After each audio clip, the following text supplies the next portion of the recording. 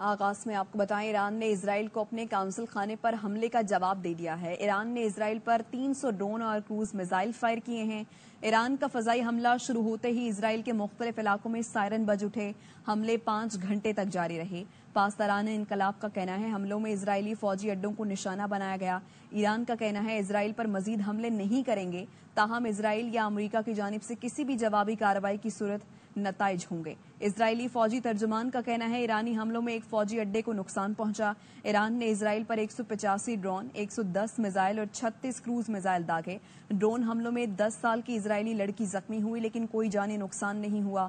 اسرائیلی فوج نے امریکہ اور برطانیہ کی مدد سے 100 سے زائد ایرانی ڈرونز کو اسرائیلی حدود کے باہر تباہ کرنے کا دعویٰ کیا ہے۔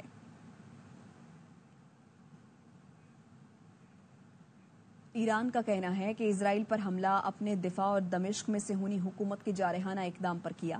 ترجمان ایرانی وزارت خارجہ کے مطابق ایرانی افواج اقوام متحدہ کے آرٹیکل 5 کے تحت حق دفاع استعمال کر رہی ہے۔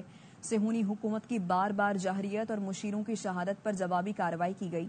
ضرورت پڑنے پر ایران مزید دفاعی اقدامات سے گریز نہیں کرے گا۔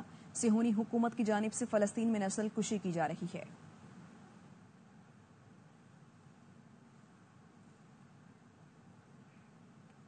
اقوام متحدہ میں ایران کے سفارتی مشن کا کہنا ہے دمشق میں ایرانی سفارت خانے پر حملے کے رد عمل میں اسرائیل پر جوابی کارروائی کی گئی ہے۔ ایران نے حملہ دفاع کے بنیادی حق سے متعلق UN چارٹر کے آرٹیکل 51 کے تحت کیا۔ معاملے کو اب ختم سمجھا جائے۔ اگر اسرائیلی حکومت نے ایک اور غلطی کی تو مزید سخت رد عمل دیا جائے گا۔ ایرانی سفارتی مشن نے امریکہ کو تنازع سے دور رہنے کی تنبیہ کی ہے۔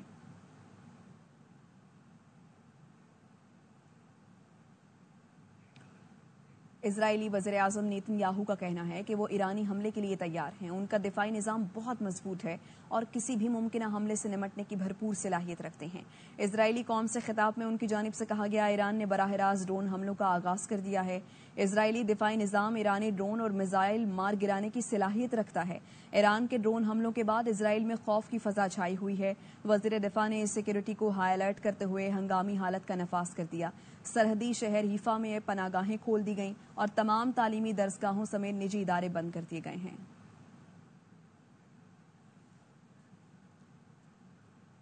امریکی صدر جو بائیڈن نے اسرائیلی وزیراعظم نیتن یاہو کو صاف بتا دیا ہے کہ ایران پر جارحانہ آپریشن میں حصہ نہیں لیں گے۔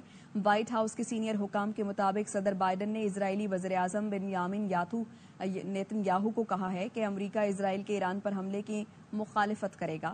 اسرائیلی وزیراعظم کو فون میں امریکی صدر ایرانی حملوں کی مذمت کی۔ صدر بائیڈن نے کہا اسرائیل پر داغے گئے تقریباً تمام ایرانی ڈرونز اور میزائل امریکی مدد سے مار گرائے۔ ایران کے حملے پر سفارتی رد عمل کے لیے G7 رہنماؤں کا اجلاس بھی طلب کیا جائے گا۔ امریکی وزیر دفاع نے اسرائیلی ہم منصب سے بات کی اور کہا اسرائیل ایران پر کسی بھی جوابی کارروائی سے پہلے ہمیں بتائے۔ امریکی وزیر دفاع آسٹن لائٹ کا کہنا ہے کہ امریکہ ایران سے تنازع نہیں چاہتا، لیکن ہم اسرائیل کے دفاع اور اپنی فورسز کی حفاظت کی خاطر کارروائی میں نہیں ہچکچائیں گے۔